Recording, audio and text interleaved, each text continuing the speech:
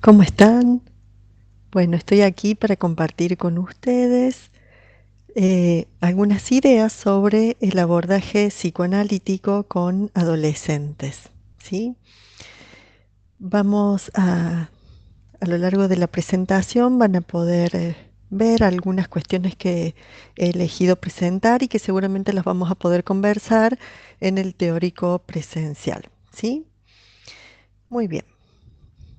Vamos a partir desde esta pregunta. ¿Cómo entendemos la adolescencia? O más bien, ¿cómo entendemos las adolescencias? Tenemos distintos puntos de vista para poder pensarlas. Lo biológico, lo individual, lo singular, lo social. Y desde el marco teórico referencial que va a ser el psicoanalítico, vamos a ver cómo podemos enlazar esos distintos puntos de vista, ¿sí? Decidí elegir esta viñeta de Tuté que dice: siempre me dicen que tengo toda la vida por delante. ¿Y lo de atrás qué fue?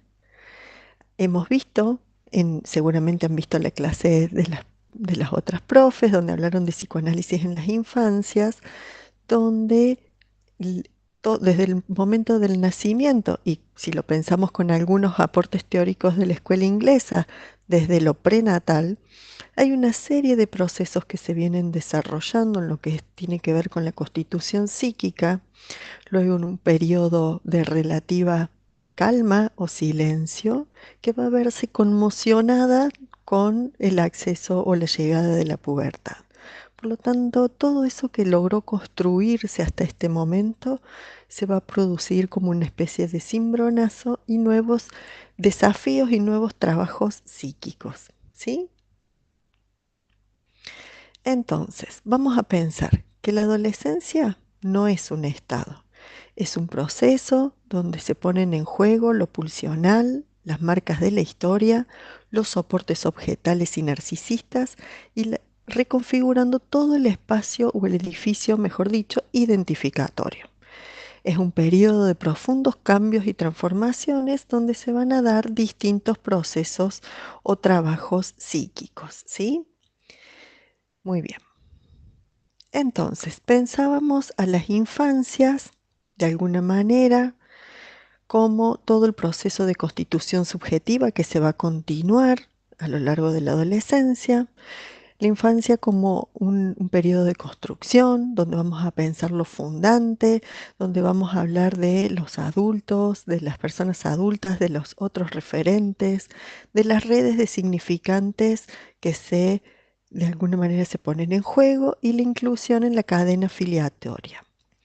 En la adolescencia le vamos a sumar a estos procesos el embate pulsional, la segunda oleada, los huracanes emocionales, la conmoción en la identidad y en el yo, la reorganización y la reestructuración de funciones y roles, la confrontación generacional que va a proponer Luis Canciper como una de las tareas esenciales, la búsqueda de la salida exogámica, un juego dinámico entre pasado, presente y futuro, y procesos de rehistorización, recomposición narcisista, identificatoria y libidinal.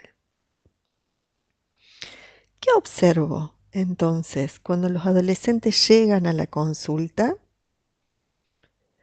Yo les propongo pensar en 12 coordenadas, ¿sí? Estas coordenadas son un conjunto, un sistema de referencias que buscan aclarar la situación de quien realiza la consulta y al mismo tiempo van a facilitar el material y el análisis del material que se construye en el encuentro con el profesional. Son 12, como yo les decía, y las vamos a ver una por una. En primer lugar, el contexto. Nos vamos a preguntar, ¿cuáles son las condiciones sociales, políticas, económicas y culturales donde se desarrollan estos adolescentes y su familia? Esto nos lleva a pensar en la constitución de la subjetividad y de la patología. La segunda coordenada es la perspectiva teórica. Dijimos que nuestro marco de referencia hoy será el psicoanálisis, pero dentro del psicoanálisis hay distintas escuelas y nosotros vamos a tener que ver con cuáles de ellas nos permite pensar y elaborar posibles respuestas a las consultas que recibimos, ¿sí? Como dice Luis Horstein, no para practicar teorías, sino para teorizar nuestras prácticas, es decir, partir de la consulta clínica con preguntas que vamos a intentar responder desde los aportes de los distintos autores. La tercera coordenada son otros campos disciplinares. Esto, atender a los desarrollos de otras disciplinas nos permite tener una mirada compleja sobre aquellas personas o grupos con las que trabajamos.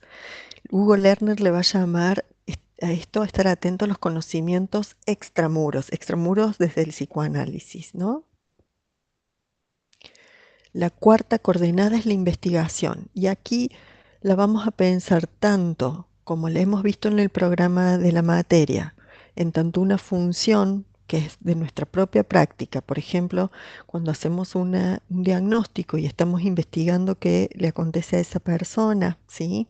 O qué le acontece a ese grupo familiar, pero también la investigación que hacemos para el avance de la ciencia psicológica y además vamos a contemplar las investigaciones que se desarrollan en otros campos disciplinares y que pueden enriquecer nuestra mirada y nuestra lectura.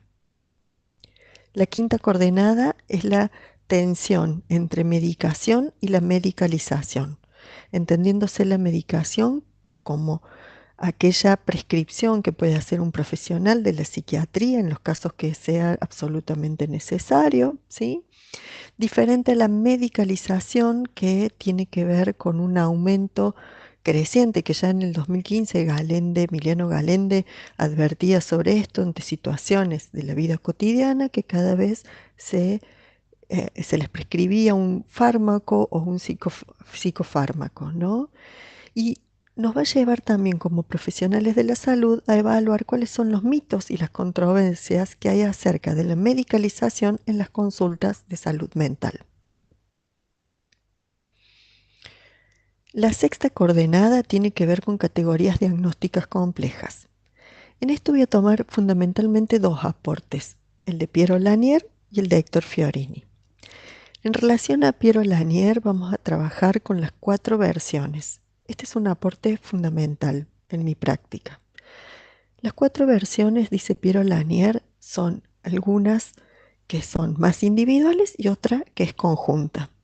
La primera versión es la versión que traen de lo que está sucediendo las personas adultas referentes. Piero Lanier se va a referir en ese texto a los padres, ¿sí? Nosotros podemos pensar hoy personas adultas referentes en general, porque sabemos que en la clínica a veces la consulta no la hace un padre, una madre o una pareja parental, sino que a veces la hacen, por ejemplo, abuelas, tíos, ¿sí? Entonces, la primera es la versión que traen las personas adultas referentes. La segunda versión es la que trae el niño o el adolescente. La tercera versión es la que vamos armándonos como profesional acerca de aquello que escuchamos. Todas estas versiones, estas 3 versiones, corresponden más a la etapa diagnóstica. Y una cuarta versión es la versión conjunta, es la que armamos profesionales junto a pacientes a lo largo del proceso terapéutico. Por otro lado, dije que para esta coordenada de la categoría diagnóstica voy a tomar los aportes de Fiorini, especialmente en las dimensiones del diagnóstico. Voy a hacer hincapié en 3: en el diagnóstico psicopatológico psicodinámico, el evolutivo y el adaptativo y prospectivo. En la primera dimensión, que tiene que ver con lo psicopatológico psicodinámico, vamos a atender, en este caso por el que se nos consulta, cuáles son los conflictos, de qué tipo, cuáles son las ansiedades, los mecanismos defensivos que se ponen en juego, las identificaciones, y vamos a diferenciar entre síntoma y trastorno, entre otros.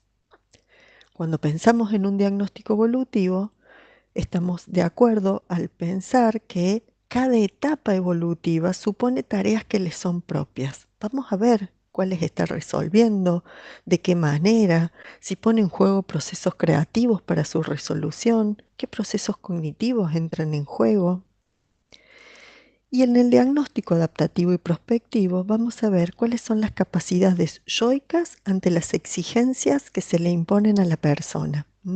Y cuál es la capacidad también de armar proyectos. La séptima coordenada tiene que ver con indicadores positivos de salud mental. Es decir, que en la consulta no solo vamos a atender a la presencia de síntomas o trastornos, sino que va a ser importante detectar aspectos saludables en el desarrollo emocional. La octava coordenada tiene que ver con aspectos de la personalidad. Vamos a atender a los aspectos metapsicológicos desde el punto de vista tópico, dinámico, económico y genético. Vamos a atender a los sistemas de valores que constituyen una ideología sobre aquello que puede generar malestar o sufrimiento en quien consulta. Y también vamos a considerar las relaciones con instituciones de pertenencia de ese adolescente y de esa familia, y cómo esta pertenencia puede incidir en las manifestaciones de conflictos, ansiedades y defensas de la persona. La novena categoría o coordenada tiene que ver con las consideraciones sobre el cuerpo, y aquí vamos a atender fundamentalmente a dos aspectos.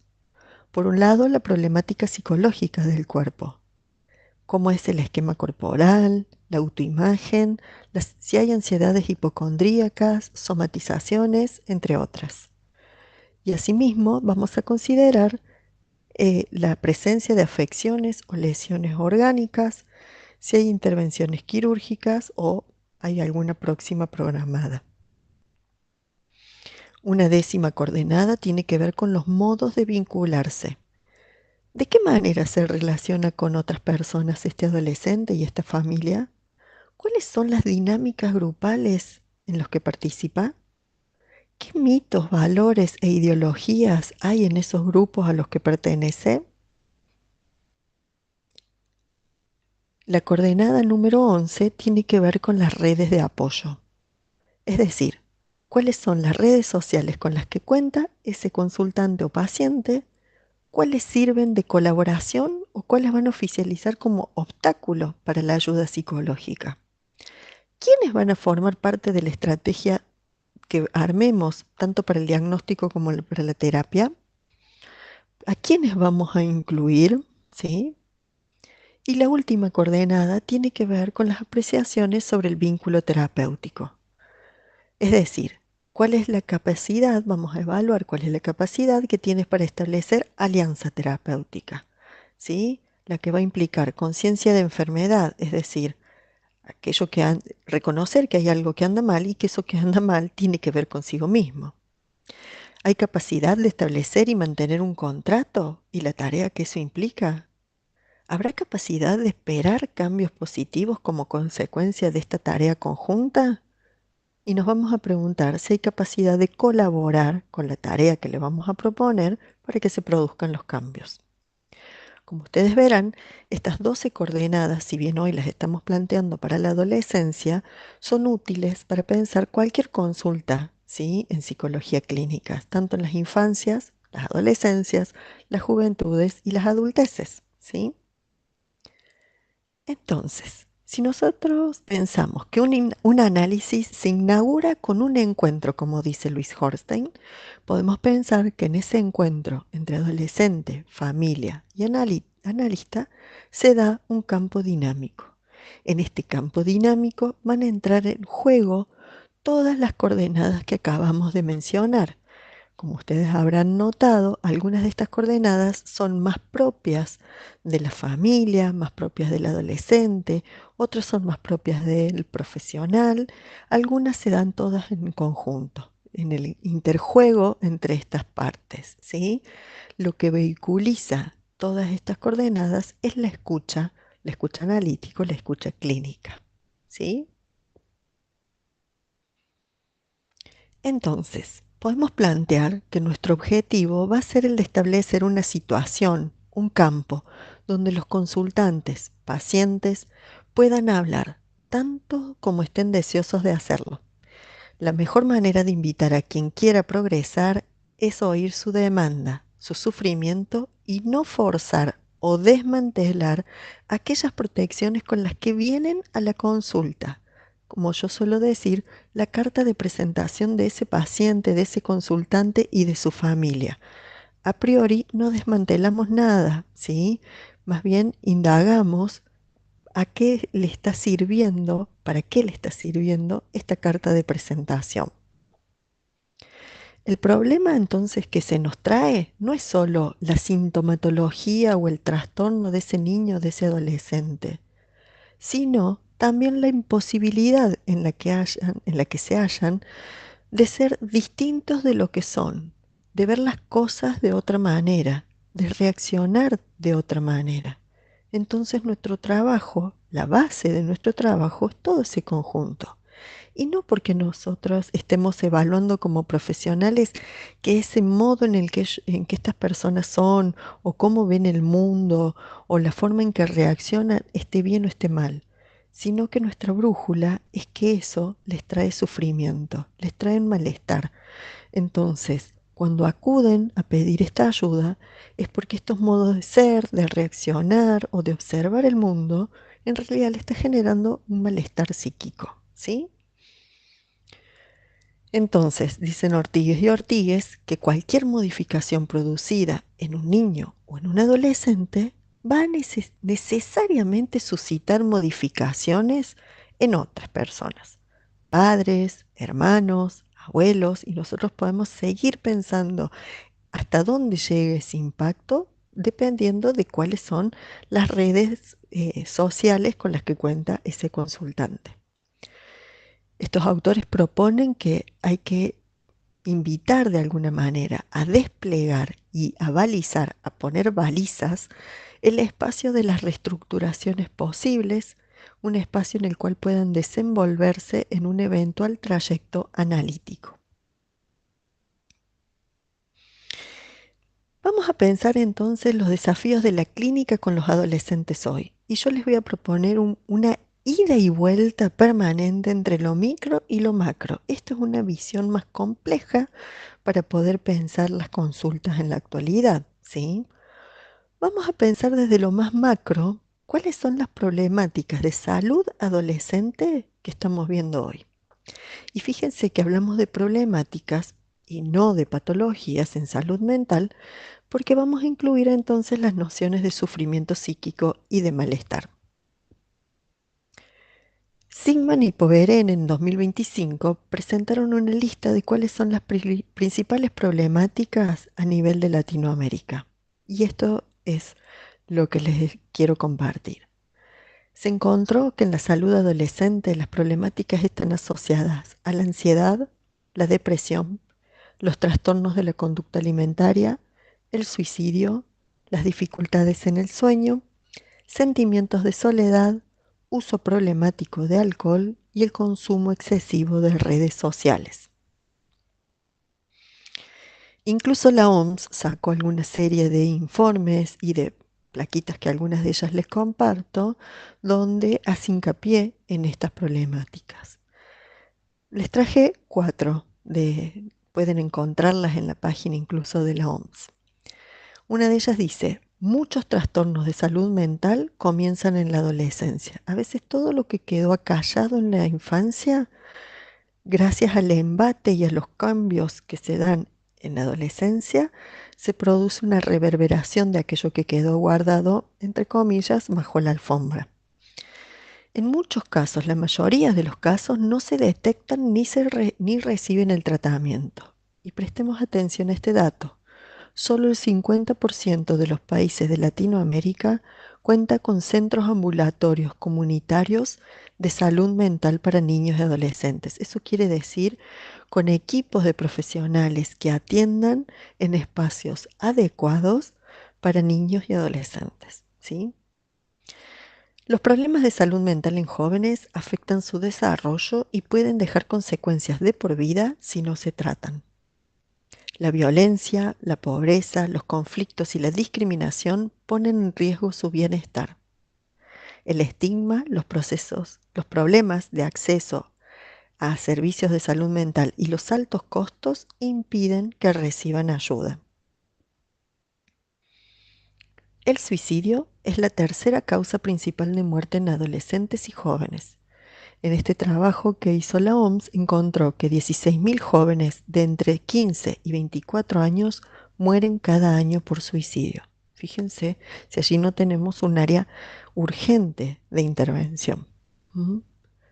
Las emergencias causan un profundo sufrimiento. El apoyo a la salud mental es esencial para la recuperación. Atendiendo a estas problemáticas, podríamos pensar en proyectos de intervención adecuados a la comunidad o a los grupos donde nosotros nos movemos, ¿sí? Donde tenemos acceso y a donde podemos intervenir, ¿sí? Principalmente conociendo que estos son datos generales y que nos llevarían a indagar cuáles son los datos más específicos en la población que tenemos más cercana. ¿Por qué nos interesan entonces estos datos? Porque podemos, siguiendo los aportes de Silvia Leishman, distinguir lo que es la producción de subjetividad de la constitución psíquica. Cuando nosotros pensamos en constitución psíquica, estamos hablando de variables cuya permanencia trasciende ciertos modelos sociales e históricos y que pueden ser cercadas en el campo específico del psicoanálisis. Ahora vamos a adentrarnos hacia lo micro.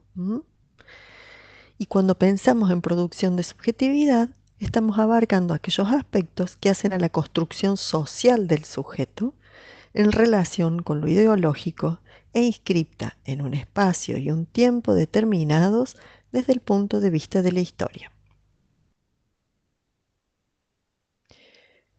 En tanto, la adolescencia comporta un proceso sostenido en la dinámica cultural, sus representaciones se modifican al vaivén de las variaciones de los procesos históricos. Los movimientos colectivos y grupales en los que se embarcan púberes y adolescentes en nuestro continente no parecen disociables de los sufrimientos producidos en los últimos tiempos. Vamos a un nivel, vamos hacia lo micro, ¿sí? Pero antes de pasar directamente, específicamente al adolescente, vamos a pensar en aquellas personas referentes que acompañan al adolescente y qué desafío nos implica el trabajo con esas personas referentes. Partimos de la base que, así como venimos pensando en que un adolescente está inserto en una familia, en un medio social, ¿sí? En la clínica también los vamos a convocar y veremos a quiénes, ¿sí? A los padres, abuelos, tíos, hermanos mayores, dependiendo del caso, a quiénes vamos a convocar, pero también nos implica un desafío. Cuando pensamos en padres, madres, en personas adultas referentes, vamos a partir de la base que en general hacen una consulta por un tercero, ¿sí? Que es ese hijo, esa hija adolescente. Sin embargo, como toda consulta, también les va a implicar hablar del propio sufrimiento, de qué le genera esto, cuál es la herida narcisista que está en juego, de que hay algo que lo superó o, dicho coloquialmente, se le fue de las manos y no tienen herramientas para resolverlo. Esto implica una herida narcisista también. Y aunque esta consulta sea por ese hijo o esa hija, también va a implicar que hablen de quiénes son ellos mismos. Conocer este relato que las personas referentes pueden hacer nos permite conocer la construcción mito que le transmiten al adolescente, lo que dicen y lo que ocultan, y que permite también conocer o acceder a las identificaciones que van a depositar en ese joven. Palacios y Saskin propusieron el concepto de padres en fortalezas, que esto sería un desafío particular porque se referirían, podríamos decir, a todas aquellas personas adultas referentes que de alguna manera se refugian en una fortaleza, es decir, se atrincheran, ¿sí? Son personas adultas que se relacionan de manera rígida, que presentan una fortaleza del yo.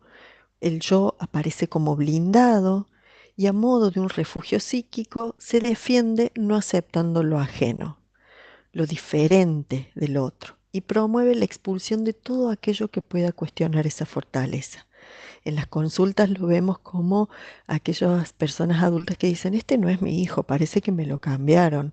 No era así, antes era muy dócil o era de esta manera y hoy tienen claramente a un ajeno, una persona ajena viviendo en esa familia.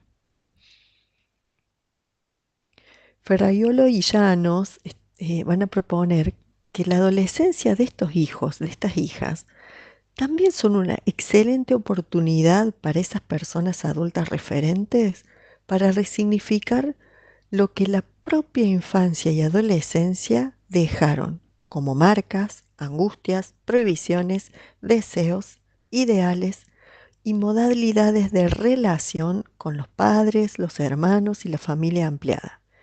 Y que todo esto se va a poner en juego, se va a reanudar a partir de los conflictos que se suscitan en el encuentro generacional con estos hijos. Además, estas autoras van a traer o recuperar aportes de François Dolto, una psicoanalista francesa, quien decía que los padres deben desparentalizarse, es decir, abandonar ese rol de padres de la infancia. Se van a tener que renovar en el nuevo rol y transitar conjuntamente la adolescencia de los hijos. Una mutación que tiene que ver con la diferenciación y con la simetría necesaria para poder permitir lo que va a ser la confrontación generacional. Y nos acercamos entonces al nivel más micro, ¿sí? ¿Cómo acompañamos entonces a ese adolescente? Desde la metapsicología, con Rodolfo Uribarri, podemos pensar en tres ejes organizadores de los trabajos psíquicos. Este autor propone el trabajo psíquico sobre el impacto de los cambios corporales en el psiquismo, sobre las familias, las identificaciones y la historia, y sobre la autoridad, la autonomía y la identificación. Vamos a ver sucintamente los tres. En el primero, sobre el impacto de los cambios corporales en el psiquismo, vamos a pensar que aunque en la actualidad los cambios de la pubertad se esperan muchas veces por los adolescentes, produce un impacto. Se trata de algo que se les impone, lo que explica de alguna manera esa vivencia que sienten los adolescentes como algo que proviene desde afuera, desde el exterior. Y en el yo lo que va a producirse es un desdoblamiento. Por un lado, va a sentir las sensaciones nuevas e intensas, que van a reactivar representaciones previas, ¿sí? Construidas hasta el momento, pero que no le alcanzan para significar todas estas sensaciones nuevas, ¿sí? Así que allí se impone un trabajo. El segundo eje, sobre familia, identificaciones e historia. Aquí se va a producir un giro de interés por el pasado principalmente, ¿sí? Es muy común que adolescentes empiecen a revisar fotos, videos familiares, sobre todo los que tienen que ver consigo mismos. Van a reordenar ese álbum de acuerdo a intereses propios. Por ahí eliminan videos o imágenes, reordenan cuáles son los más importantes de acuerdo a sus vivencias y a sus experiencias. Van a indagar sobre personajes de la historia familiar y personal. Van a preguntar sobre situaciones y van a dar su propia versión que puede ser contraria a la versión oficial, entre comillas, transmitida por los adultos o las personas adultas referentes. En esta indagación sobre la historia familiar y personal van a reescribir, van a armar también su propia autobiografía. Y el tercer eje tiene que ver sobre la autoridad, la autonomía y la identificación. Aquí es fundamental saber que la importancia que los padres tenían como referentes normativos, identificatorios, ideales, etcétera, se va a desplazar hacia el grupo de pares. Es este grupo el que va a pasar a ser el referente primordial, el lugar de intercambios y procesamientos, lo que va a implicar un desplazamiento catéctico considerable. Luego, la consolidación de la pareja va a ir en desmedro del grupo de padres. Se vuelve a recatectizar y a descatectizar al grupo de padres, pares. Bien, vamos a ir puntuando algunas cuestiones para ir cerrando. La reformulación subjetiva que se da en cada adolescente se apoya en la constitución del grupo de pares. Son estas agrupaciones las que movilizan las emergencias del imaginario adolescente y la confrontación con los adultos. La subjetividad adolescente se conforma desde la oposición, es decir, hay una búsqueda de formas de expresión propias mediante la música, las letras de canciones, las marcas en el cuerpo, la ropa, el peinado, entre otros. Todo esto va a configurar un universo nuevo y diferente al de los adultos, donde se cuestionan determinados valores y se busca reformularlos, con el objetivo de que alcancen un sentido. Salir al mundo supone una puesta en juego de las habilidades que tiene ese adolescente, frente a los desafíos que se le presentan y frente a los otros, sus pares. El espacio analítico entonces va a conformar un tiempo y lugar que va a invitar a detenerse, va a ofrecer un encuadre de disponibilidad y brinda un entre para comprender, elaborar, contener, pensar, significar, resignificar. En esta situación analítica se produce un juego entre dos, paciente y analista, donde las narrativas que emergen no es lo único importante. No se tratará de representar personajes prefijados, sino hacer y acompañar a un recorrido propio y singular. Bien, hasta aquí quería compartirles y seguramente, bueno, todas las dudas, preguntas o comentarios a partir de la visualización de este video las podamos conversar en el encuentro presencial. Les dejo un saludo y nos vemos en la clase.